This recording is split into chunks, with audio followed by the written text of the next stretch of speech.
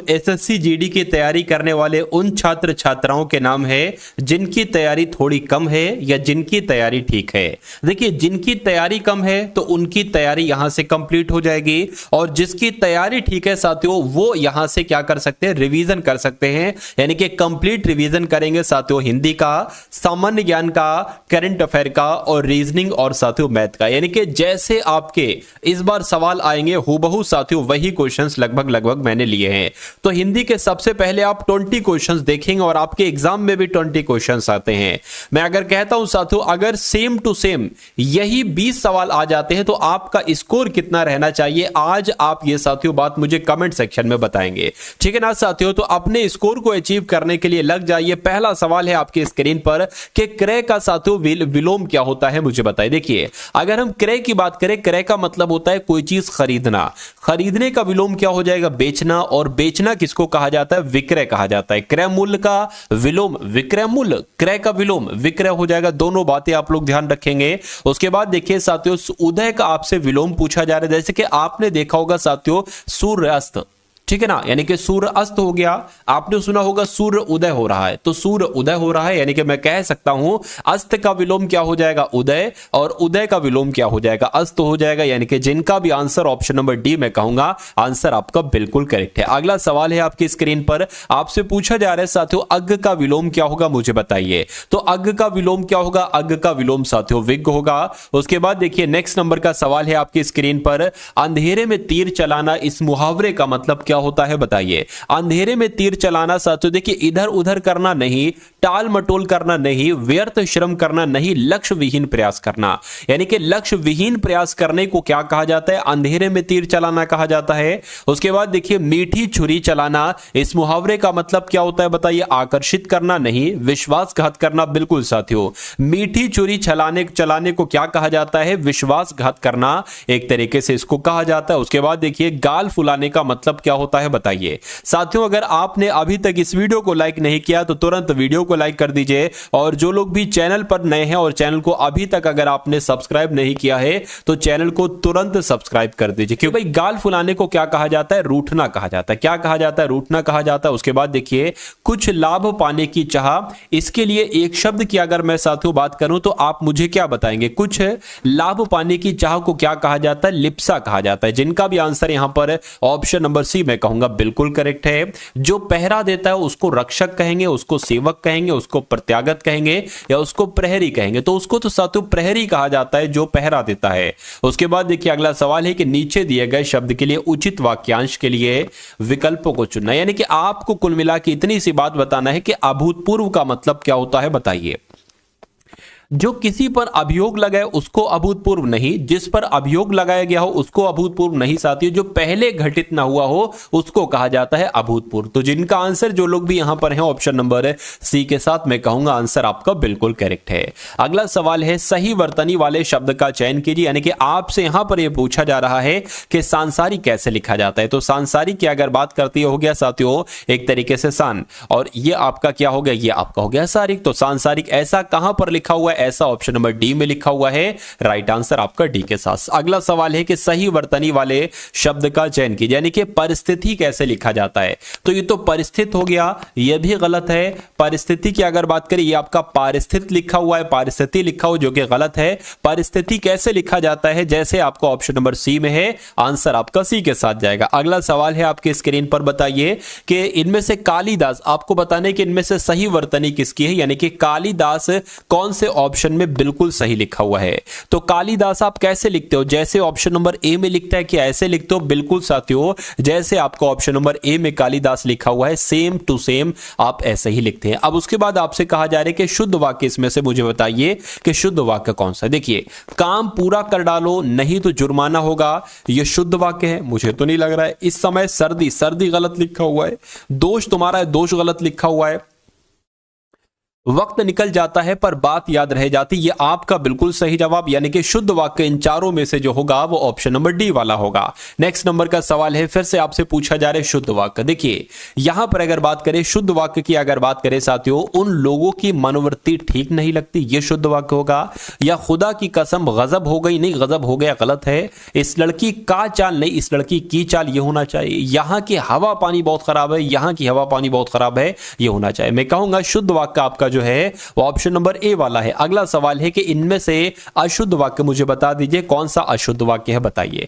देखिए उन्होंने अफवाह फैलाई, ये तो सही लग रहा है। शर्मा जी बुलाए हैं, मुझे मत मारो, ये सही लग रहा है। बुराई से बचो, ये देखिए शर्मा जी बुलाए हैं, ये गलत है। शर्मा जी ने बुलाए हैं, ये होना चाहिए, और शर्मा और जी अलग होना चाहिए था। चलिए नेक्स्ट नंबर का सवाल है, अब आपके सामने खाली जगह है, आपको बताना है कि इस खाली जगह में यहां पर वाला कौन सा शब्द आएगा, बता दीजिए। तो यहां पर साथियों क्या आपका सही जवाब हो सकता है, देखिए और बताइए सही जवाब क्या है। देखिए हमने अपने सामान्य की स्वयं देखभाल करनी चाहिए, सामान्य थोड़ी ना आएगा, सामान यहां पर आना चाहिए। और सामान कैसे लिखा जाता है, जैसे आपका ऑप्शन नंबर बी में लिखा हुआ है, यानी कि हमें अपने सामान की स्वयं देखभाल करनी चाहिए। नेक्स्ट नंबर का सवाल है कि प्रकृति कुपित होकर अपना रूप दिखाती है, इस स्थान की पूर्ति उचित शब्द द्वारा कीजिए। तो यहां पर अगर बात करें साथियों, देखिए प्रकृति कुपित होकर अपना रूप दिखाती है, ठीक है ना। तो अपना कैसा रूप दिखाएगी, अपना साथियों विनाशकारी रूप दिखाएगी। तो यहां पर आपका आंसर जो जाएगा वो ऑप्शन नंबर डी के साथ जाएगा। अगला सवाल है आपकी स्क्रीन पर कि कैंसर रोग बड़ा दुसाध्य है, ये होना चाहिए, या दुर्साध्य है, ये होना चाहिए, दुसाध्य या दुसाध्य है, क्या होना चाहिए, क्या होना चाहिए। तो मैं कहूंगा यहां पर अगर बात करें कि कैंसर रोग बड़ा दुसाध्य है, ये जो ऑप्शन नंबर डी में है ना साथियों, ये यहां पर बिल्कुल सही तरीके से आ जाएगा। सवाल है कि अकस्मात शब्द के लिए इनमें से उपयुक्त पर्यायवाची शब्द कौन सा है, मुझे बताइए। देखिए अकस्मात शब्द के लिए इनमें से उपयुक्त पर्यायवाची साथियों मुझे बता दीजिए इसमें से कौन सा है। तो अकस्मात को एक तरीके से अचानक भी कह सकते हैं, तो यह आपका क्या होगा, यह आपका बिल्कुल करेक्ट आंसर है। अगला सवाल है साथियों, अब अगर बात करते हैं ना, अब साथियों आपके सामने यहां पर सामान्य ज्ञान के क्वेश्चन शुरू हो चुके हैं। तो अब देखिएगा साथियों इन सामान्य ज्ञान के क्वेश्चंस में से कितने क्वेश्चन आप बिल्कुल सही कर पाते हैं। मैंने सामान्य ज्ञान के 20 सवाल लिए हैं और 20 में से 11 से 12 प्रश्न आपको बिल्कुल सही करना है। भारत का राष्ट्रीय पंचांग किस पर आधारित है, तो आपको मालूम होना चाहिए साथियों शक संवत पर आधारित है। सवाल अगर पूछा जाए कि भारत का राष्ट्रीय पंचांग किस पर आधारित है, तो शक संवत पर आधारित है। उसके बाद देखिए निम्नलिखित में से किस नृत्य में महिलाएं तोते की भांति नृत्य करती हैं। तो किसकी बात चल रही है साथियों, सुवा की बात चल रही है, यानी कि जो सुवा नृत्य है ना, इसमें महिलाएं जो है साथियों ये तोते की भांति, तोते की तरह नृत्य करती हैं। यक्षगान किस भारतीय राज्य का एक तरीके से लोक नृत्य है, मुझे बताइए। तो ये कहां पर साथियों क्या किया जाता है, ये तो कर्नाटक का लोक नृत्य है। आंसर जिनका भी ऑप्शन नंबर ए है मैं कहूंगा बिल्कुल करेक्ट है। कोलंबो किस देश की राजधानी है, कोलंबो कहां की राजधानी अगर आपसे पूछा जाए तो आप लोग ध्यान रखेंगे श्रीलंका की राजधानी। सवाल ऐसे भी बन सकता है कि श्रीलंका की राजधानी इसमें से कौन सी है, तो कोलंबो आप लोग साथियों बताएंगे। उसके बाद देखिए नेक्स्ट नंबर का सवाल है कि बेहद किस कहां की, यानी कि बेहद की अगर बात करें तो ये कहां की मुद्रा है बताइए। तो ये तो थाईलैंड की है। कहां की है साथियों बेहद मुद्रा, थाईलैंड की मुद्रा क्या है साथियों, बेहद है। और बेहद कहां की मुद्रा है ये पूछे तो थाईलैंड आपको बताना है। उसके बाद देखिए यूनेस्को का मुख्यालय कहां पर है बताइए। तो यूनेस्को का मुख्यालय साथियों फ्रांस की राजधानी पेरिस में है। कहां पर है यूनेस्को का मुख्यालय, यूनेस्को का मुख्यालय साथियों फ्रांस की राजधानी पेरिस में है। अगला सवाल है, देखिए आपको मैं जो बोल रहा हूं ना, आप वो सुन रहे हो, पढ़ा हो, आप पढ़ उसको रहे हो, तो आप जो सुनते हो, आप जो पढ़ते हो, वो आपके मनोमस्तिष्क में साथियों स्टोर होता रहता है। और मेरा मानना है कि जो भी मैं आपको पढ़ा रहा हूं वो कहीं ना कहीं आपके मनोमस्तिष्क में स्टोर हो रहा है। वो तब आपको देखने को मिलेगा जब एग्जाम में ये सवाल आपके सामने आएंगे। तो बस ध्यानपूर्वक आपको पढ़ते रहना, ये सब कुछ आपके मनोमस्तिष्क में स्टोर हो रहा है। देखिए यूनेस्को की विश्व विरासत सूची में जो कंचनजंगा है ना, कंचनजंगा बायोस्फीयर रिजर्व, ये किस प्रदेश में स्थित है, तो ये तो सिक्किम में साथियों। ये कहां पर है कंचनजंगा बायोस्फीयर रिजर्व, ये सिक्किम में है। उसके बाद देखिए भारतीय निर्वाचन आयोग के द्वारा राष्ट्रीय मतदाता दिवस कब मनाया जाता है, मुझे बताइए। तो आपको मालूम होना चाहिए राष्ट्रीय मतदाता दिवस कब मनाया जाता है, 25 जनवरी को मनाया जाता है। हिंदी दिवस की अगर बात करते हैं साथियों, हिंदी दिवस आपका ये कब मनाया जाता है, तो हिंदी दिवस साथियों 14 सितंबर की अगर बात करें, यानी कि 14 सितंबर को ही हर साल हिंदी दिवस मनाया जाता है। सुशासन दिवस की अगर बात करें प्रतिवर्ष 25 दिसंबर की जयंती पर मनाया जाता है।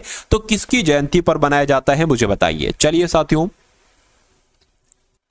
तो आप लोग ध्यान रखेंगे अटल बिहारी वाजपेयी की जब हम साथियों बात करते हैं तो अटल बिहारी वाजपेयी की जयंती पर यानी कि 25 दिसंबर को ही साथियों सुशासन दिवस मनाया जाता है। उसके बाद देखिए अगला सवाल है आपकी स्क्रीन पर, आपसे पूछा जा रहा है कि पानीपत की दूसरी लड़ाई किन दो सेनाओं के बीच लड़ी गई थी। तो पानीपत का जो दूसरा युद्ध हुआ था यह अकबर और हेमू के बीच हुआ था। किसके बीच हुआ था साथियों? अकबर और हेमू के बीच हुआ था। अगला सवाल है कि अकबरनामा और आईने अकबरी ये किसके द्वारा लिखित है? ये आपसे परीक्षा में सवाल डिक्टो पूछा जाएगा तो आप लोग अबुल फजल लगा दें। क्या अकबरनामा भी अबुल फजल के द्वारा लिखित है और जो आईने अकबरी है ये भी अबुल फजल के द्वारा लिखित है? ब्रिटिश वायसराय लॉर्ड कर्जन के द्वारा जो बंगाल का विभाजन किया गया था साथियों वो कब किया गया था? ये आप सभी लोग मालूम होना चाहिए। 1905 की अगर बात करते हैं साथियों 1905 में ही बंगाल का विभाजन किया गया था। अगला सवाल है भारतीय सुधार समिति की स्थापना किसने की थी? तो दादा भाई नौरोजी की जब हम बात करते हैं साथियों दादा भाई नौरोजी के द्वारा ही भारतीय सुधार समिति की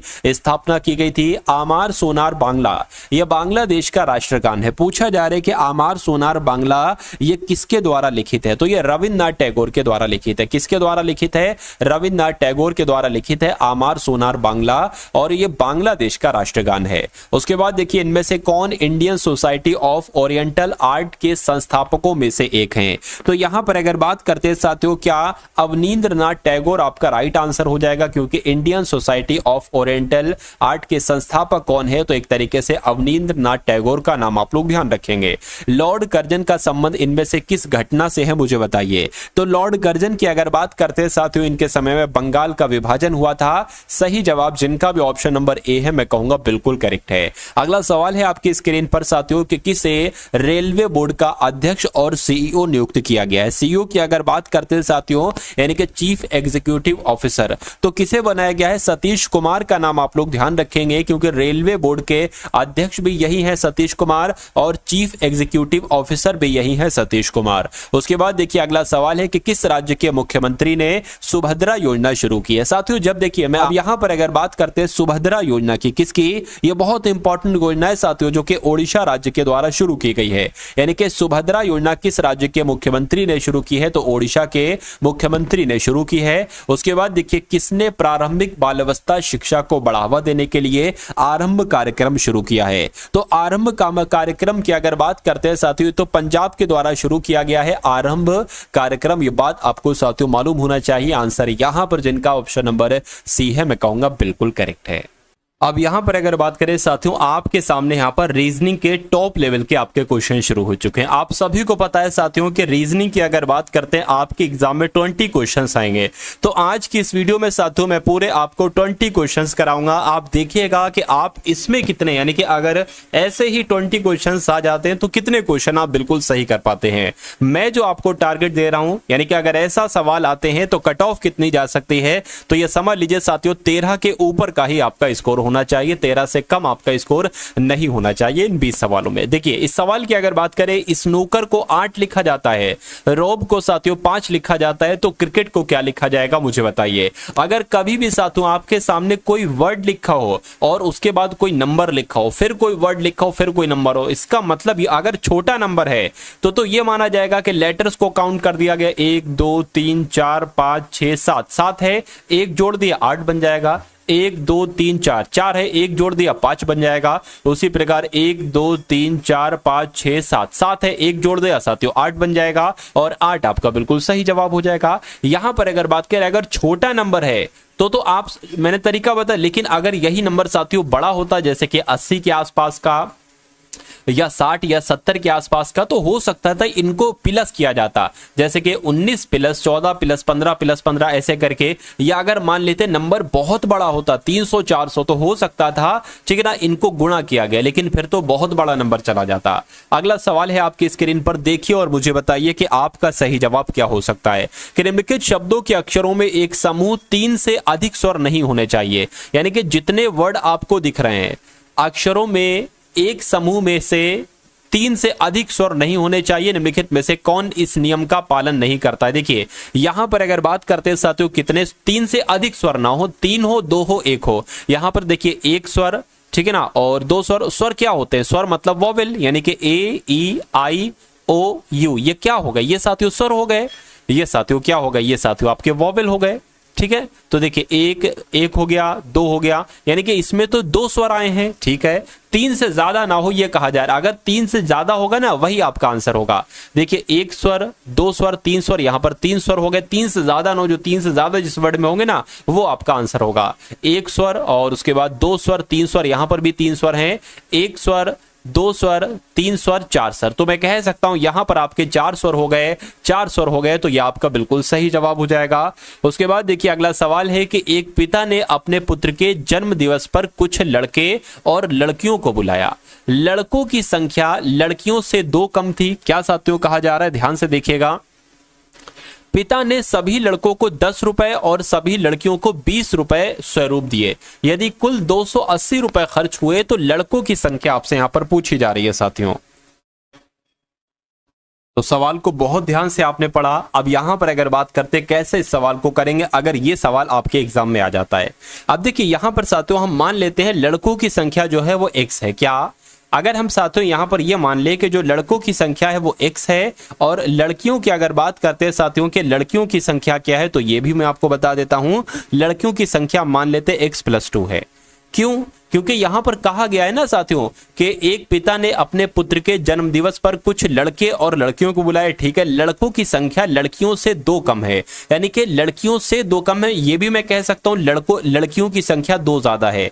तो अगर लड़कों की संख्या इतनी x है तो लड़कियों की संख्या दो ज्यादा है, यानी कि x+2 हो जाएगी। इतनी बात आपको समझ में आ गई। अब अच्छा, उसके बाद यहां पर क्या कहा गया? कहा गया है कि पिता ने सभी लड़कों को 10 रुपए दिए। यानी कि देखिए अगर मान लीजिए x लड़के हैं और इनको अगर 10-10 रुपए दिए जा रहे हैं तो साथियों 10x यहां पर हो जाएगा बिल्कुल। उसके बाद कह रहे हैं कि सभी लड़कियों को 20 रुपए उपहार के रूप में दिए। तो मैं कहूंगा लड़कियों की संख्या कितनी? x+2, इनको 20-20 रुपए दिए तो 20 की गुणा कर दो, और इनको अगर जोड़ दोगे तो हमें क्या पैसे मिल जाएंगे, यानी कि पैसे मालूम पड़ जाएंगे कि लड़कों को कुल कितने रुपए दिए गए और लड़कियों को कुल कितने रुपए दिए गए। और यहां पर कहा जा रहा है कि कुल 280 रुपए खर्च हुए, यानी कि लड़के और लड़कियों को कुल मिला के कितने रुपए दिए गए? 280 रुपए दिए गए। तो कह रहे हैं कि लड़कों की संख्या क्या है? लड़कों की संख्या x थी, यानी कि इसको आपको कैलकुलेट करके x का मान निकालना और वही आपका आंसर हो जाएगा। देखिए 10x यहां पर आपका हो गया, 20 की x से गुणा होगी तो यहां पर 20x हो जाएगा, और यहां पर साथियों 20 दूना आपका 40 हो जाएगा। 280 आपका ये हो गया। देखिए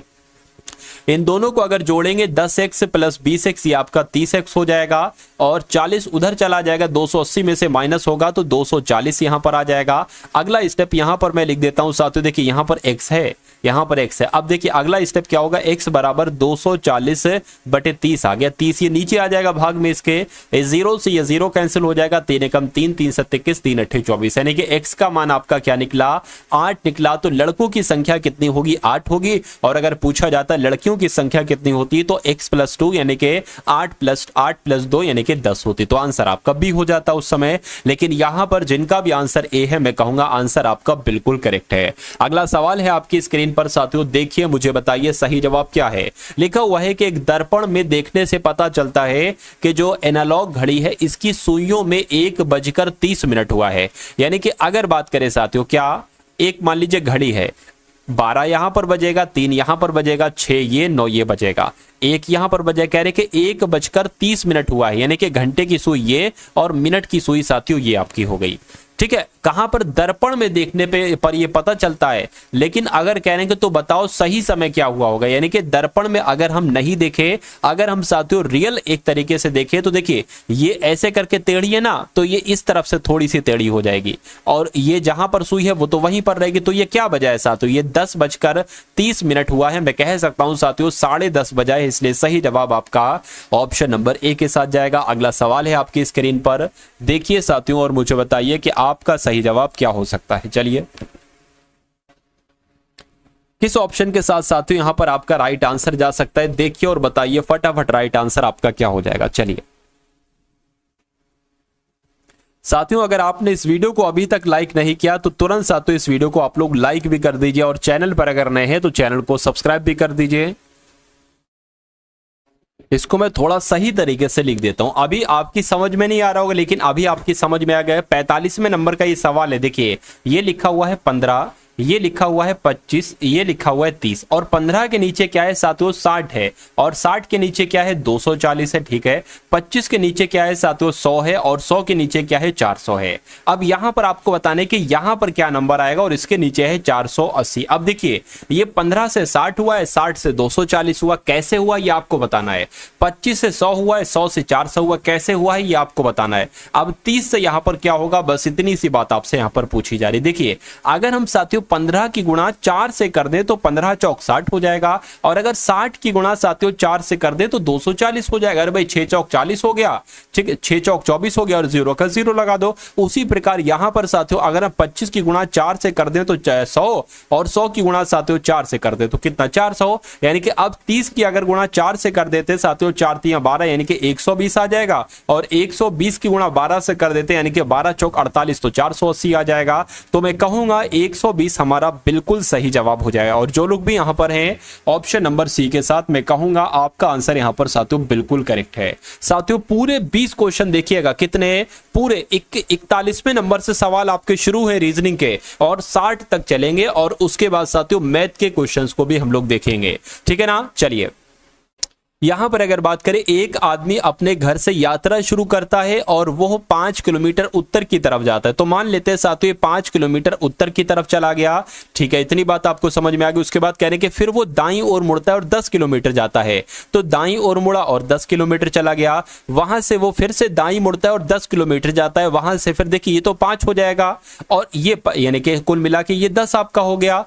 उसके बाद कह रहे हैं कि वे अपने घर से कितनी दूरी पर है। सभी दूरियां काल्पनिक ढंग से मापी गई है, यानी कि वो उसका घर ये था और अभी वो यहां पर है, तो इसकी ये दूरी आपसे कुल मिला के पूछी जा रही है। तो हम मान लेते हैं ये दूरी साथियों आपसे पूछी जा रही है। अब इसकी ये दूरी साथियों कितनी, ये दूरी देखिए जब ये 10 है ना तो ये भी 10 हो जाएगी, और जब ये 10 है तो ये 10 नहीं होगी साथियों, पता क्या हो कितनी होगी, देखिए ये इतनी हो जाएगी। यानी कि ये अगर हम यहां से देखें तो यहां तो से तो हमें 5 ही मिलेगी, तो ये साथियों दूरी एक तरीके से कितनी हो जाएगी 5, यानी कि ये आपसे पूछी जा रही कर्ण की। आपको पता है ये कर्ण होता है, ठीक है ना, ये लंब होता है, ये आधार मान लेते हैं। तो कर्ण का स्क्वायर बराबर आधार का स्क्वायर प्लस लंब का स्क्वायर। कर्ण का स्क्वायर आपसे पूछा जा रहा है, आधार का स्क्वायर क्या हो जाएगा 10 हो जाएगा, ठीक है, और लंब कितना हो जाएगा 5 का स्क्वायर, यानी कि आपका ये 100 हो जाएगा, और ये 25 हो जाएगा, यानी कि 125 हो जाएगा। तो मैं कह सकता हूं के स्क्वायर बराबर 125 है, तो के बराबर क्या हो जाएगा अंडर रूट 125 हो जाएगा।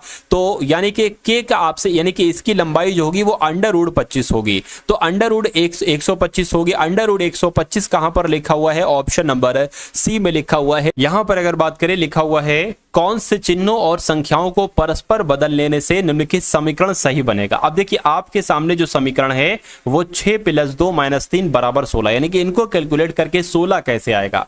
अगर सपोज दैट साथियों मान लीजिए हम गुणा की जगह पर प्लस और प्लस की जगह पर गुणा लिख दे, और 3 की जगह पर 2, 2 की जगह पर 3 लिख दें, अगर कैलकुलेशन करके 16 आ जाता है तो हमारा ये आंसर होगा। लेकिन अगर 16 नहीं आता है तो ऑप्शन नंबर बी को चेक करेंगे, फिर सी को, फिर डी को। साथियों देखिए अब यहां पर गुणा की जगह पर प्लस, प्लस की जगह पर गुणा, तो प्लस है यहां पर साथियों गुणा आ जाएगा, 6 जैसे वैसे आ जाएगा, गुणा आ जाएगा, और 2 लिखा है ना साथियों तो 2 की जगह पर 3 आ जाएगा, 3 आ गया, ठीक है। माइनस जैसा लिखा है माइनस लिख दीजिए, 3 लिखा है 3 की जगह पर 2 आ जाएगा, तो इसको क्या कैलकुलेट करके 16 आएगा। देखिए जरा ये वाला 16, 6 3 18, ठीक है, 18 - 2 कितना होता है 16 होता है, यानी कि बिल्कुल 16 बराबर 16 हो गया। यानी कि पहला वाला ऑप्शन चेक किया और पहला वाला ही आपका बिल्कुल करेक्ट आंसर हो गया। उसके बाद देखिए नेक्स्ट नंबर का सवाल है। अब आपसे ये पूछा जा रहा है, देखिए साथियों MODERN को क्या लिखा जा सकता है, ठीक है, अच्छा नहीं क्रमशः यहां पर लिखा है ना, तो MODERN को YOUNGS लिखा जा सकता है। उसी लॉजिक के अकॉर्डिंग ORTHODOXY को क्या लिखा जा सकता है, OGBAOUOML लिखा जा सकता है। तो आपसे पूछा जा रहा है कि METHOD को क्या लिखा जा सकता है। अब देखिए ऐसा तो नहीं कि यहां पर METHOD का कोड लिखा हो, M लिखा हुआ है तो M का कोड O हो जाएगा। क्या O है साथियों यहां पर, O यहां पर कहीं आपको नहीं दिख रहा है, ठीक है ना। तो मैं कह सकता हूं ये तो साथियों नहीं लगा एक तरीके से लॉजिक। अब देखिए अच्छा सॉरी M का कोड Y होगा ना, Y होगा तो यहां पर Y लिखा हुआ बिल्कुल। E का कोड ढूंढिए, E कहां पर लिखा हुआ यहां पर, ठीक है, तो E का कोड N होगा बिल्कुल साथियों, N है यानी कि Y हो गया, N हो गया। और उसके बाद T लिखा हुआ है, T कहां पर देखिए जरा, T कहां पर आपको दिख रहा होगा, टी अगर मान लेते साथियों ये लिखा हुआ है और टी का कोड क्या लिखा हो जाएगा, तो साथियों 3 यानी कि बी आ जाएगा। तो यहाँ पर क्या आ गया, बी आ गया, यानी कि वाई एन बी इतना हो गया आपके सामने। उसके बाद एच का कोड जरा देखिए, एच का कोड कहाँ पर लिखा हुआ है, एच का कोड ये लिखा हुआ है चौथा वाला, तो 1 2 3 4 यानी कि ये हो जाएगा, ए आ गया यहाँ पर, ठीक है। उसके बाद ओडी का ओ का कोड क्या हो जाएगा, ओ का कोड साथियों क्या हो जाएगा, ओ का कोड ओ ही है, ठीक है। और डी का कोड क्या हो जाएगा साथियों, डी का कोड क्या हो जाएगा 3 यानी कि यू हो जाएगा। तो ये वाला ऑप्शन साथियों कहां पर लिखा हुआ है देखिए और मुझे बताइए कि ऐसा ऑप्शन कहां पर लिखा हुआ है, YNBAOU, ऐसा ऑप्शन ऑप्शन नंबर सी में लिखा हुआ है। तो जिनका आंसर यहां पर है ऑप्शन नंबर सी के साथ मैं कहूंगा बिल्कुल करेक्ट है। अब उसके बाद देखिए अगला सवाल है कि ऐसी आकृति बताइए जो निम्नलिखित समूह को सर्वाधिक दर्शाती है सही ढंग से। विमान है, पायलट है, आकाश है। अब देखिए आकाश के अंदर ही तो विमान आएगा, तो ये विमान हो गया, यानी कि आकाश के अंदर ही तो साथियों अंतर्गत ही तो विमान उड़ेगा और विमान के अंतर्गत ही तो पायलट होता है। तो मैं कहूंगा ऐसी आकृति साथियों आपको कहां पर नजर आ रही है, यहां पर नहीं, यहां पर नहीं, यहां पर नहीं, यहां पर नजर आ रही है। तो डी आपका क्या होगा, बिल्कुल करेक्ट आंसर हो जाएगा। उसके बाद देखिए अगले नंबर का साथियों सवाल है आपकी स्क्रीन पर, देखिए सवाल को और मुझे बता दीजिए कि आपका राइट आंसर यहां पर किस ऑप्शन के साथ जाएगा। देखिए निर्देश, निम्नलिखित शब्दों को शब्दकोश में जो क्रम होता है ना उसके अकॉर्डिंग साथियों आपसे कहा जा रहा है कि वैसा लिखकर यहां पर मुझे बता दीजिए। चलिए अब देखिए यहां पर अगर साथियों बात करते हैं तो ए एन लिखा हुआ है, ए लिखा हुआ है, ए लिखा हुआ है, ए तो सब में है। अब एस होता है ज्यादा, यानी कि एस होता है 19 पर, आर होता है 18 पर, ठीक है, एस होता है 19 पर, यानी कि ए एन ये वाला आ सकता है और ये वाला आ सकता है। यहां पर ए एन एल लिखा हुआ है और यहां पर भी ए एन ए एल लिखा हुआ है, वाई लिखा हुआ है, वाई लिखा हुआ है, जेड, जेड बाद में आता है, पहले आता है एस। तो मैं कहूंगा 5वां नंबर पहले आ जाएगा और उसके बाद ये वाला आ जाएगा पहला वाला, यानी कि 5 हो गया, आपका 1 हो गया। उसके बाद देखिए साथियों अब आर तो 18 पर आता है, एस 19 पर आता है, तो 3 वाला पहले आ जाएगा, यानी कि यहां पर 3 वाला हो गया। उसके बाद अब इन दोनों में से बताइए साथियों कौन सा पहले आएगा, ए वाला पहले आएगा, यानी कि 4 हो गया और उसके बाद 2 हो गया। तो 513-42 कहां पर लिखा हुआ है, 513-42 तो ऑप्शन नंबर बी में ही लिखा हुआ है। तो इसलिए यही आपका क्या होगा, यही आपका साथियों बिल्कुल करेक्ट आंसर हो जाएगा। अगला सवाल है, लिखा हुआ है कि प्लस जो है ना ये गुणा के लिए है, प्लस गुणा के लिए है, माइनस अगर बात करते हैं यहां पर माइनस है, माइनस भाग के लिए है, ठीक है ना, माइनस भाग के लिए है, और गुणा जोड़ के लिए, गुणा जोड़ के लिए है। और यहां पर क्या लिखा होना चाहिए, भाग लिखा होना चाहिए, भाग घटाने के लिए है। तो आपको बताना है कौन सा समीकरण साथियों सही है, ठीक है। इसकी अगर साथियों बात करें, यानी कि फिर से आपको कैलकुलेट करके ये नंबर लाना है, ये नंबर लाना है। देखिए अगर बात करें, मान लीजिए ये लिखा हुआ साथियों 12, ये 5 लिखा हुआ, ये वाला देख रहा हूं मैं, ये 4, ये 5 और ये साथियों ये। अब प्लस लिखा हुआ, प्लस के लिए गुणा, तो प्लस के लिए हमने गुणा लिख लिया। माइनस लिखा हुआ, माइनस की अगर माइनस भाग के लिए है तो साथियों माइनस के लिए यहां पर भाग आ गया। उसके बाद गुणा लिखा हुआ है, गुणा के लिए क्या है, एक सेकेंड, अच्छा हाँ गुणा जोड़ के लिए है, गुणा जो है वो जोड़ के लिए, यानी कि जोड़ आ जाएगा। और यहां पर भाग है तो भाग जो है ना वो घटाने के लिए। इसको कैलकुलेट करिए, क्या 16 आ रहा, अगर 16 आ रहा है तो ऑप्शन नंबर ए वाला आपका आंसर हो जाएगा। चलिए भाई इसकी अगर बात करते हैं साथियों, देखिए 12 गुणा 5 आ गया, भाग लिखा है ना तो नीचे 4 आ गया, प्लस आपका आ गया और यहां पर क्या आ जाएगा, 1 आ जाएगा, 5 में से 4 जाएगा, 4 एकम 4, 4 3 आपका 12 आ जाएगा, 3 पंजे 15 हो जाएगा, 15 और 1 कितना हो जाएगा, 16 हो जाएगा। यानी कि पहला वाला चेक किया और पहला वाला ही हमारा बिल्कुल सही जवाब हो गया।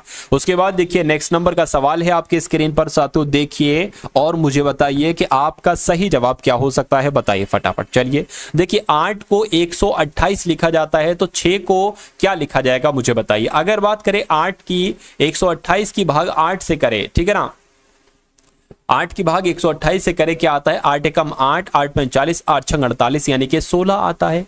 क्या आता है साथियों, 16 आता है। इतनी बात आप लोग साथियों समझ गए, बिल्कुल समझ गए। चलिए उसके बाद अब यहां पर साथियों क्या लॉजिक लग सकता है, थोड़ा सा ध्यान दीजिए तो मेरा मानना है साथियों आपके यहां पर समझ में बहुत आराम से आ जाएगा, ठीक है ना।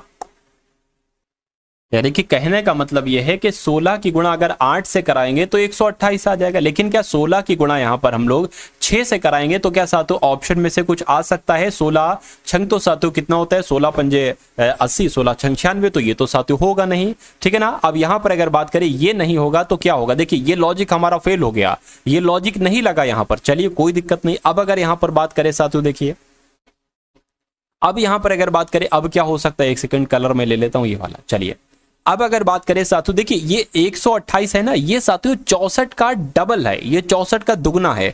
और ये क्या है, ये 8 का स्क्वायर है 64।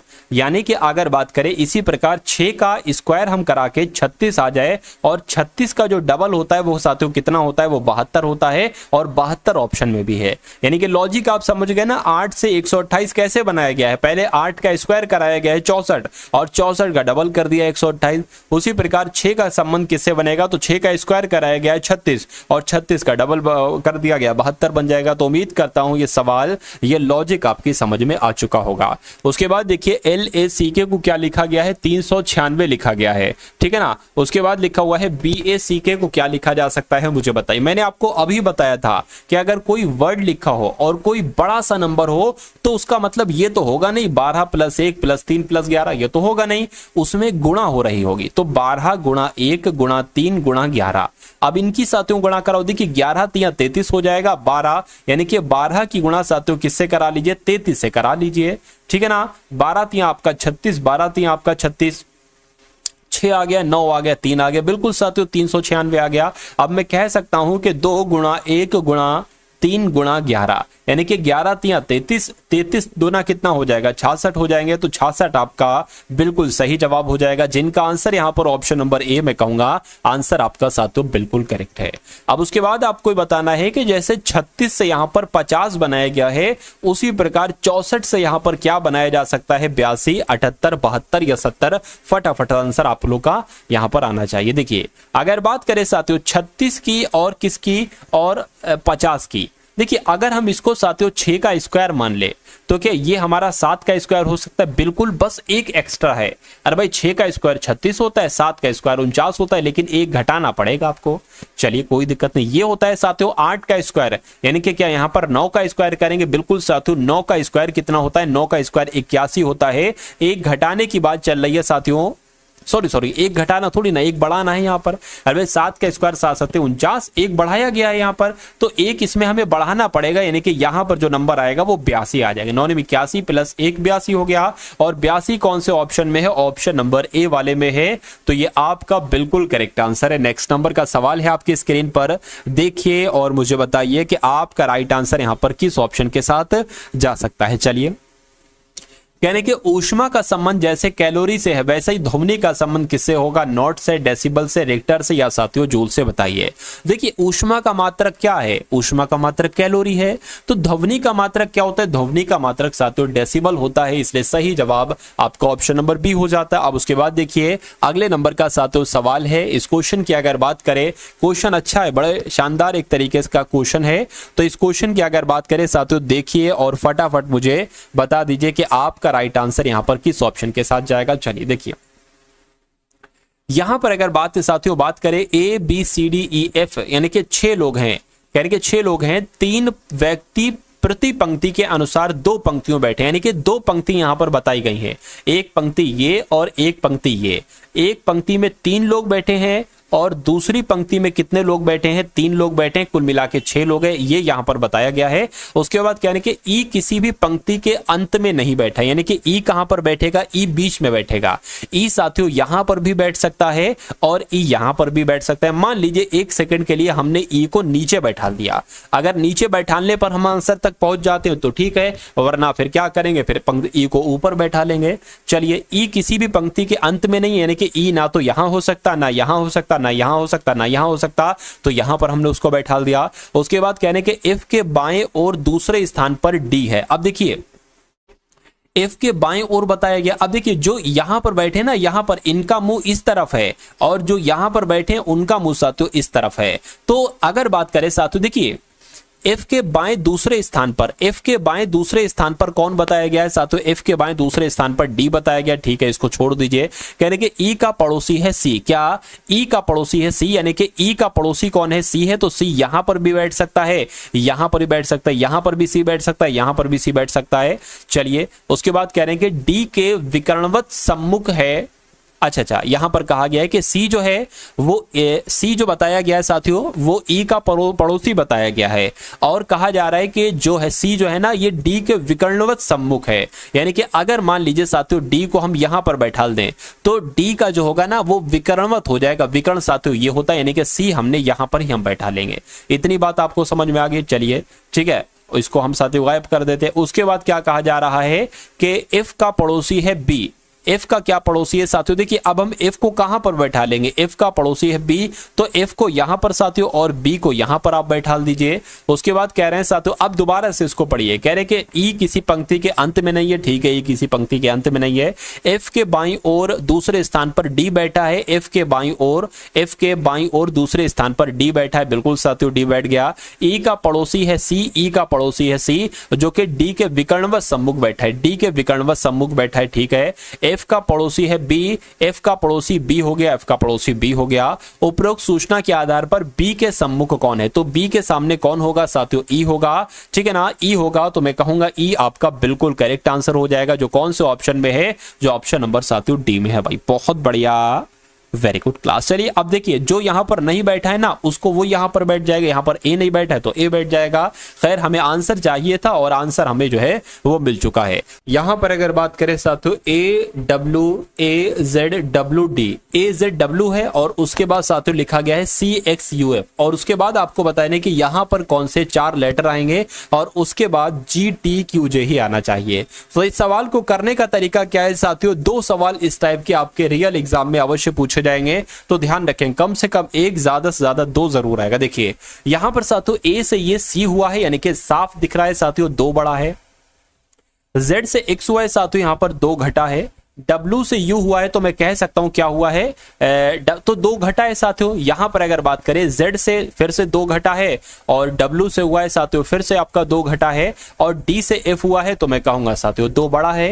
यानी कि पहले 2 बढ़ाया गया है, 2 घटाया गया, 2 घटाया गया, फिर 2 बढ़ा दिया गया है। तो इसमें अगर साथियों हम 2 बढ़ाएंगे तो कितना आ जाएगा, तो E आ जाएगा। ठीक है ना, इतनी बात साथियों आपको समझ में आ गई। अब हम इसमें 2 घटा देंगे तो कितना आ जाएगा साथियों, एक तरीके से आपका V आ जाएगा। इसमें साथियों फिर से 2 घटा देंगे, कितना आपका आ जाएगा, S आ जाएगा। ठीक है, S आ गया। और अब इसमें साथियों 2 बढ़ा देंगे तो कितना आ जाएगा, H आ जाएगा। यानी कि EVSH कहां पर लिखा हुआ है, EVSH आपका ऑप्शन नंबर ए में लिखा हुआ है। तो जो लोग भी यहां पर ऑप्शन नंबर ए के साथ हैं मैं कहूंगा आंसर आपका बिल्कुल करेक्ट है। भाई बहुत बढ़िया, वेरी गुड क्लास। चलिए साथियों उसके बाद देखिए नेक्स्ट नंबर का सवाल है आपकी स्क्रीन पर। अच्छा क्वेश्चन है, देखिएगा और बताइएगा सही जवाब क्या है। देखिए लिखा हुआ है कि x जो y की बहन है, यानी कि y की बहन x जो, ठीक है ना, x जो है वह y की बहन है। तो इतनी बात आपको समझ में आ गई कि y की बहन है और y का बहन, वही y की बहन का नाम क्या है, x है। तो माइनस हम बना देंगे बहन मतलब स्त्री के लिए। ठीक है ना, उसके बाद साथियों कहा गया है कि और Y भाई है Z का, यानी कि ये जो Y है ना ये भाई है, यानी कि पुरुष है। ये किसका भाई है, एक तरीके से ये Z का भाई है। इतनी बात आपको समझ में आ गई कि X जो है वो बहन है। ठीक है, वो Y की बहन है। ठीक है, उसके बाद कह रहे हैं और Y भाई है किसका, Z का। तो Y जो है ना साथियों बताया गया है भाई है किसका, Z का। उसके बाद कह रहे हैं कि Z पति है P का। तो Z की अगर बात करें Z पति हो जाएगा किसका, हो जाएगा P का हो जाएगा। यानी कि ये पुरुष है, ये साथियों स्त्री। इतनी बात आपको समझ में आ गई। उसके बाद कहा जा रहा है कि Z पति है P का और O पिता है Y का। यानी कि Y का पिता कौन है साथियों, Y का पिता O है। तो मैं कहूंगा Y का बेटा, Y की बेटी X होगी, Y का बेटा Y है ही, और Y का बेटा एक और है Z। तो कहा जा रहा है साथियों आपसे बताइए कि P का O से क्या संबंध, यानी कि O क्या कहेगा P को, तो O क्या कहेगा इनको। देखिए बेटे की बीवी है और बेटे की बीवी को पुत्री कहते नहीं, चाचा कहते, बहन कहते नहीं साथियों, पुत्रवधू होगा।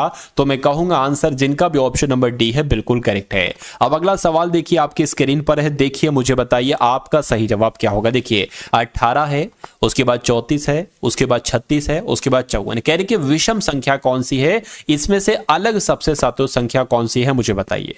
देखिए कहने को तो ये सब संख्या सम संख्याएं हैं, ठीक है। लेकिन अगर बात करें, देखिए 18 की अगर बात करें, 18 से ये विभाजित है, ये भी 18 से विभाजित है और ये तो 18 से विभाजित है, लेकिन ये संख्या विभाजित नहीं है। तो मैं कहूंगा यहां पर यही लॉजिक लगना चाहिए और यही लॉजिक साथियों लग रहा है। तो इस प्रकार जिनका आंसर यहां पर है ऑप्शन नंबर ए के साथ, मैं कहूंगा आंसर आपका बिल्कुल करेक्ट है भाई, बहुत बढ़िया, वेरी गुड क्लास। चलिए साथियों उसके बाद देखिए अगला सवाल है कि 6 गुणा 7 बराबर 2 है क्या? 6 गुणा 7 बराबर 2 है, 3 गुणा 5 बराबर 5 है, तो 6 गुणा 8 बराबर क्या होगा? अब ये 6 गुणा 7 से 2 कैसे लिखा गया है? 6 सत्ते कितना होता है? 6 सत्ते तो साथियों 42 होता है, लेकिन यहां पर सिर्फ 2 लिखा हुआ है। 3 पंजे कितना होता है साथियों? 15 होता है, लेकिन यहां पर सिर्फ 5 लिखा हुआ है। 6 चंग 36, 6 सत्ते 42, 6 48 होना चाहिए, 48 है तो मैं कहूंगा सिर्फ 8 लिखा जाएगा। अरे भाई ये सिर्फ 2 लिखा गया है, यहां पर का सिर्फ 5 लिखा गया है, तो मैं कहूंगा यहां पर का सिर्फ 8 लिखा जाएगा। तो 6 और गुणा 8 को क्या लिखा जाएगा? 8 लिखा जाएगा। आंसर यहां पर आपका ऑप्शन नंबर ए के साथ जाएगा। नेक्स्ट नंबर का सवाल है कि राम ने अपने दामाद को एक लड़की का परिचय देते हुए कहा, मान लीजिए साथियों राम आप हो और आप किसी को परिचय, दामाद साहब को परिचय देते हुए कहते हो किसी लड़की के बारे में, कहने कि उसका भाई मेरे बहनोई का इकलौता बेटा है, यानी कि आपके बहनोई का इकलौता बेटा कौन होगा? आपका भांजा होगा। इतनी तो बात आपको समझ में है, ठीक है,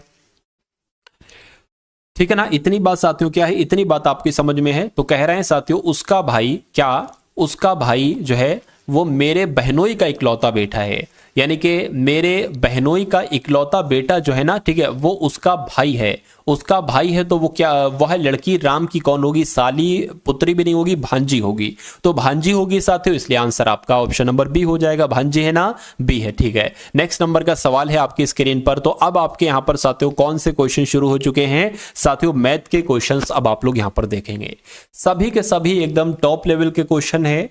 वही क्वेश्चन लिए हैं साथियों जो आपको आपके एग्जाम में देखने को मिलेंगे। तो बहुत अच्छे तरीके से इन सभी सवालों को देखिएगा और टॉप लेवल के क्वेश्चंस की तैयारी आप लोग कीजिएगा। देखिए कहा गया है कि 14 व्यक्ति किसी काम को 16 दिनों में करते हैं। तो मान लेते हैं साथियों अगर 14 व्यक्ति हैं, कोई काम 16 दिनों में कर रहे हैं, तो वो टोटल काम कितना है?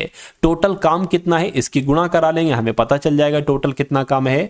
6 चौक आपका 24 हो जाएगा, 6 कम 6 साथियों 8 हो जाएगा। यहां पर 14 आ जाएगा, यानी कि 4 और ये 12 हो जाएगा, ये 2 आपका हो जाएगा। यानी कि जो टोटल वर्क है, टोटल काम हुआ है, वो टोटल कितना काम हुआ है? 224 काम हुआ है। तो इसके सामने हम 224 रख देते हैं, ठीक है। उसके बाद क्या कहा जा रहा है? कह रहे हैं कि 8 व्यक्ति काम को शुरू करते हैं और 12 दिनों के बाद, यानी कि 8 व्यक्ति काम शुरू करते हैं और 12 दिनों तक काम करते रहते हैं। उसके बाद कुछ भी होता है हमें नहीं पता अभी। तो 12 दिन तक काम करते हैं 8 लोग। टोटल काम कितना हुआ है? 12 पंजे 60, 12 चौक 72, 12 सत्ते 84। यानी कि अगर बात करें टोटल काम आपका 224 है और 84 काम हो चुका है। क्या 84 काम हो चुका है? तो अभी कितना काम बचा है देखिए जरा, ठीक है ना, 140 काम बचा है, ठीक है।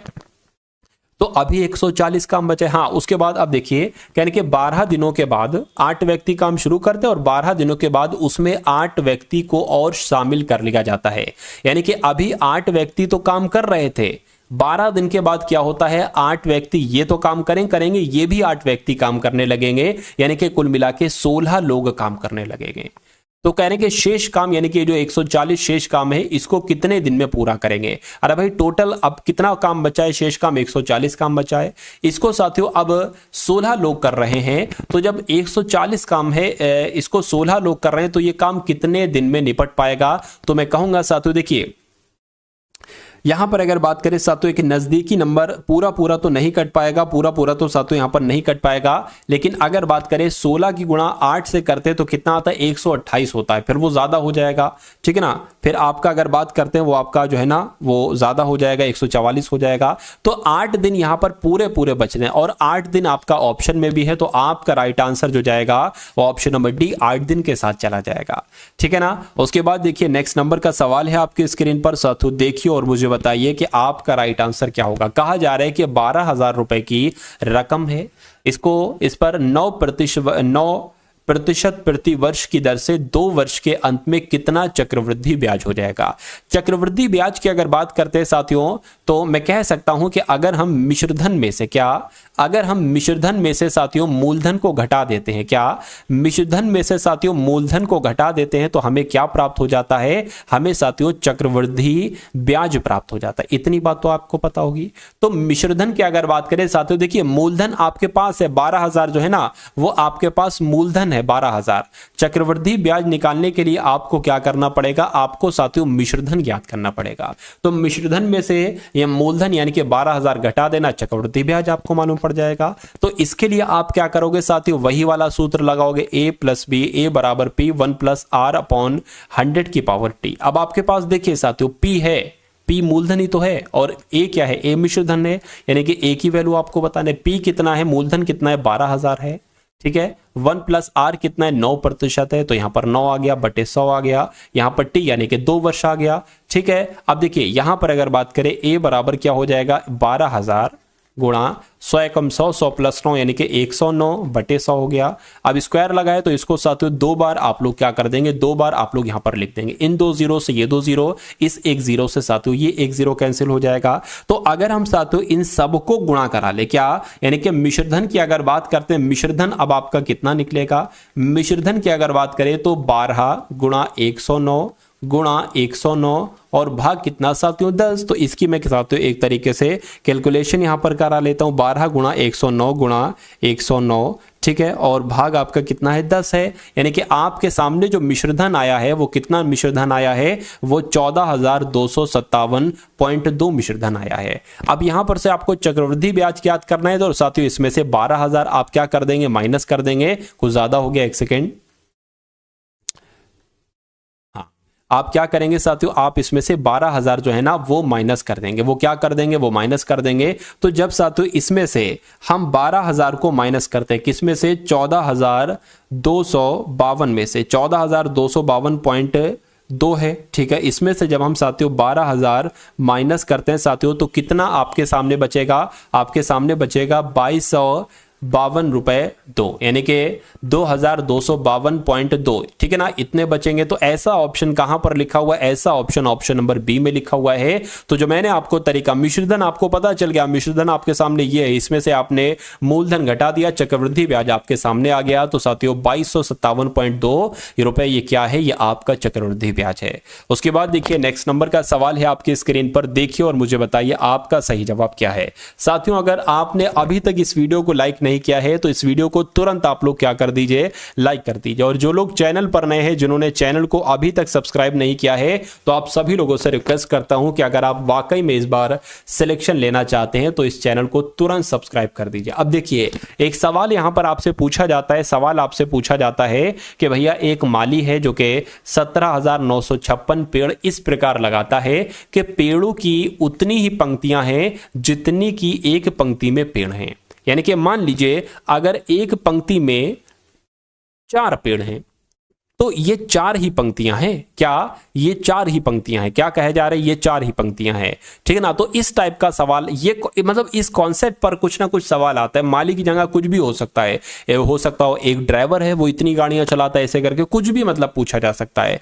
तो ये संख्या आपके लिए बहुत मेन पड़ती है, क्या ये संख्या आपकी साथियों बहुत यहां पर हेल्प कराएगी। देखिए यानी कि एक माली 17,956 पेड़ इस प्रकार लगाता है कि पेड़ों की उतनी ही पंक्तियां हैं जितने की एक पंक्ति में पेड़ हैं। एक पंक्ति में पेड़ों की संख्या क्या है। तो अगर ऐसा सवाल आपसे पूछा जाए, देखिए अब ये एक जो नंबर आपको दिया जाएगा ना, ये किसी का स्क्वायर होगा। किसका स्क्वायर होगा, इन्हीं ऑप्शन में से किसी ना किसी संख्या का स्क्वायर होगा। बस आपको इतनी सी बात देखना होगी कि ऑप्शन में से ये किस संख्या का स्क्वायर है। जिस संख्या का स्क्वायर है वही आपका राइट आंसर हो जाएगा। अब देखिए यहां पर अगर बात करें 136 गुणा 136 जब आप कराओगे, 136 गुणा 136 आप कराओगे, 6 छंग 36 हो जाएगा, 6 तियां कितना हो जाएगा 18 और 21 आपका हो गया, 6 कम 6 7 8 आपका हो गया, 3 छंग आपका 18 हो गया, ठीक है ना, 3 3 9, एक आपका 10 हो गया, 3 एकम 3 आपका 1 4 हो गया। अब और अगर बात करें, अब यहाँ पर 136 पूरा पूरा आ जाएगा, 136 आ गया, 6 आ गया, 9 आ गया,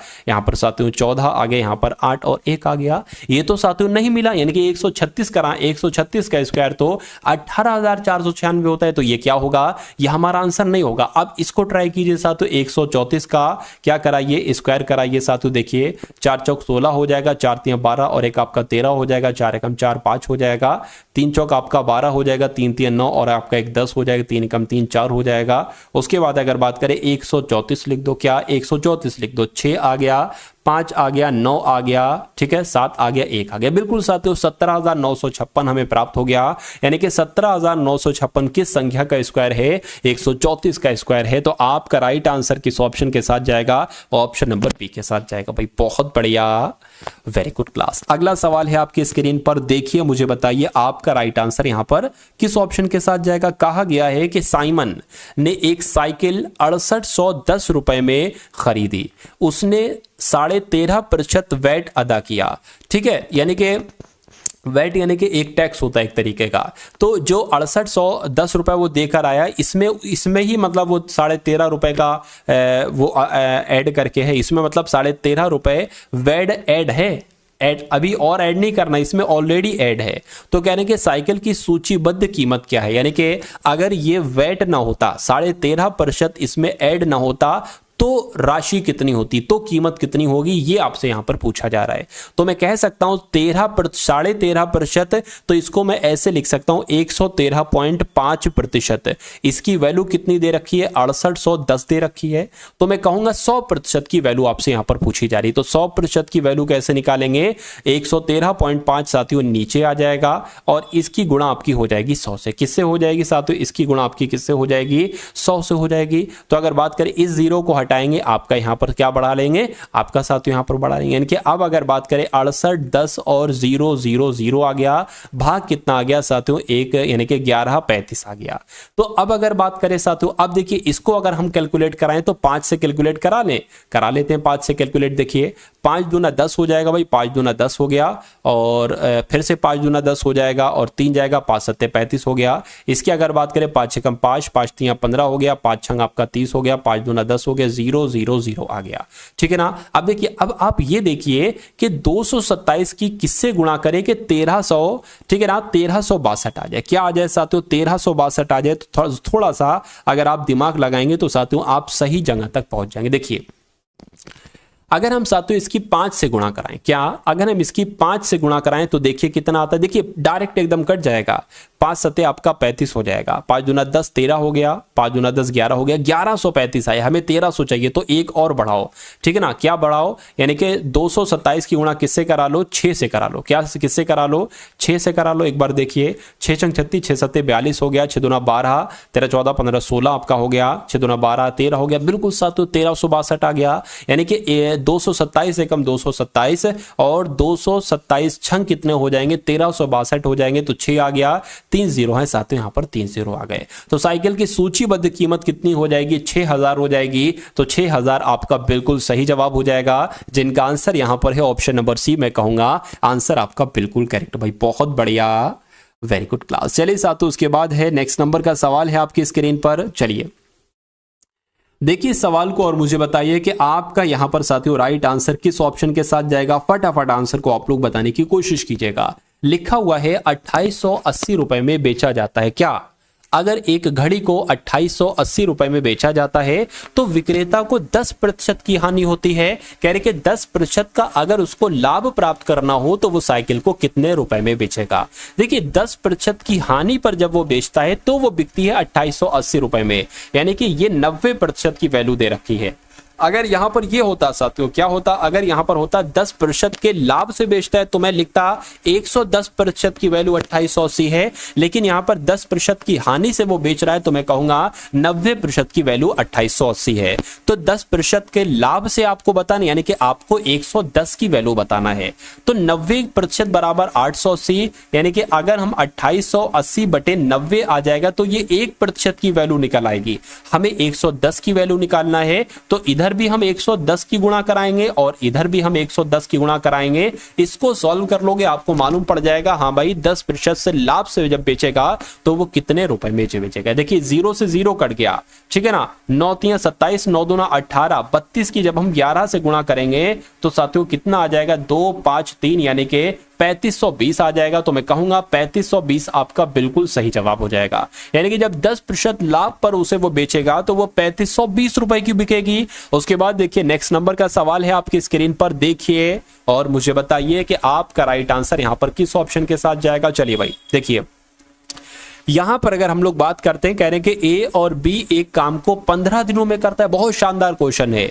तो लिख लिया हमने यहां पर क्या, ए और बी, क्या लिख लिया साथियों, ठीक है ना, क्या हमने यहां पर साथियों लिख लिया, हमने यहां पर लिख लिया कि ए और बी मिलकर काम करते हैं तो ये किसी काम को 15 दिनों में करते हैं। उसी प्रकार कह रहे हैं कि बी और सी की अगर किसी काम को करते हैं तो ये कितने दिनों में करते हैं, ये साथियों 10 दिन में करते हैं। और कहने कि अगर ए और सी किसी काम को करते हैं तो कितने दिन में करते हैं, ठीक है ना, कितने दिन में करते हैं, 12 दिन में करते हैं। तो कह रहे कि अगर ए प्लस बी प्लस सी यानी कि तीनों मिलकर काम करेंगे तो कितने दिन का समय लगेगा, इतनी सी बात आपसे यहां पर पूछी जा रही। अब देखिए यहां पर अगर बात करें, एक ऐसा नंबर ले लेंगे जो कि तीनों के पहाड़े में है, तो मैं कहूंगा 60 वो नंबर है। 15 चौक 60, 10 छंग 60 और 12 चौक 48, 12 पंजे 60। इतनी बात आपको समझ में आ गई, कोई दिक्कत नहीं है, समझ में आ गई अगर अच्छी बात है। अब देखिए यहां पर अगर बात करें, ये क्या है, ये नंबर, ये टोटल काम है। टोटल काम कितना है, 60 है। चलिए अब देखिए एक बात मैं आपको यहां पर बतलाता हूं। अब यहां पर देखिए 2 बार ए है, एक ये ए है और एक ये ए है, ठीक है ना, एक ये ए है और एक साथियों ये ए है, ये एक बी है, एक बी ये है, एक ये सी है, एक ये सी है। तो मैं इसको लिख सकता हूं टोइज ऑफ यानी कि 2 ब्रैकेट में ए प्लस बी प्लस सी। इतनी साथियों मैं बात लिख सकता हूं। आप कहेंगे बिल्कुल लिख सकते हैं भाई, बिल्कुल लिख सकते हैं। अब देखिए, अब अगर बात करते हैं साथियों इन सभी की, अगर बात करते हैं कितने दिन लगते हैं, 4 और 6 10 15 यानी कि 15 यहां पर आ जाएगा। तो मैं कहूंगा साथियों ए प्लस बी प्लस सी बराबर, इनको ये पूरा काम करने में साथियों एक तरीके से जो है ना, ये कितना काम, मतलब तीनों मिलकर कितना काम करते हैं, तो 15 बटे ये क्या आ जाएगा, 2 यहां पर साथियों नीचे आ जाएगा, ठीक है ना, 15 बटे 2 यानी कि तीनों एक दिन में कितना काम करते हैं, 15 बटे 7 काम, 15 बटे 2 काम करते हैं। यानी कि एक दिन का काम ये है, तीनों मिलकर एक दिन में 15 बटे 2 काम करते हैं और टोटल काम 60 है। यानी कि अगर टोटल काम 60 है और तीनों लोग मिलकर 15 बटे 2 काम करते हैं तो देखिए ये 2 ऊपर चला जाएगा, यहां से हट जाएगा, 15 एकम 15, 15 चौक 60 हो जाएंगे, 4 दूना 8 हो जाएगा। यानी कि तीनों मिलकर अगर काम करेंगे तो 8 दिन में काम होगा साथियों। 8 दिन आपका बिल्कुल करेक्ट आंसर हो जाएगा, जिनका आंसर यहां पर डी, मैं कहूंगा आंसर आपका बिल्कुल करेक्ट है। अगला सवाल है आपकी स्क्रीन पर, देखिए और मुझे बताइए कि आपका राइट आंसर यहां पर साथियों किस ऑप्शन के साथ जाएगा, फटाफट आप लोग बता दीजिए। कहा जा रहा है कि 3 से आरंभ होने वाली और 5 से समाप्त होने वाली 4 अंकों की महत्तम यानी कि सबसे बड़ी और लघुत्तम यानी कि सबसे छोटी संख्याओं के बीच अंतर आपको बताना है। देखिए यानी कि अगर आपसे शुरू में, यानी कि एक ऐसी संख्या जिसके शुरू में 5 आए, सॉरी शुरू में साथियों कितना आए, 3 आए और अंत में क्या आए, अंत में 5 आए। और ऐसी सबसे एक तरीके से क्या महत्तम संख्या पूछी जा रही, तो यहां पर साथियों क्या आ जाएगा, 9 आ जाना चाहिए। यानी कि 3995 हो गई। एक मैक्सिमम ऐसी सबसे बड़ी संख्या ये है कि जिनके शुरू में 3 और 5 आए। और कहने के इस सबसे छोटी भी यही बताइए, यानी कि जिसके शुरू में साथियों 3 आए और अंत में 5 है, तो यहां पर 0 0 लेना पड़ेगा, सबसे छोटी यही है, ठीक है। अब इन दोनों का अंतर आपसे कहा गया, तो इन दोनों का जब आप अंतर कराएंगे यानी कि 3995 की अगर माइनस आप कराते हैं साथियों इनसे, तो क्या बचेगा, 0 आ गया, 9 आ गया, 9 आ गया, यानी कि 990 बचेगा। तो 990 आपका राइट आंसर हो जाएगा। क्वेश्चन बहुत शानदार था और आपके दोस्तों एक क्वेश्चन आप सभी लोगों के लिए है, इसका कौन सा आंसर सही होगा कमेंट बॉक्स में ज़रूर बताएं।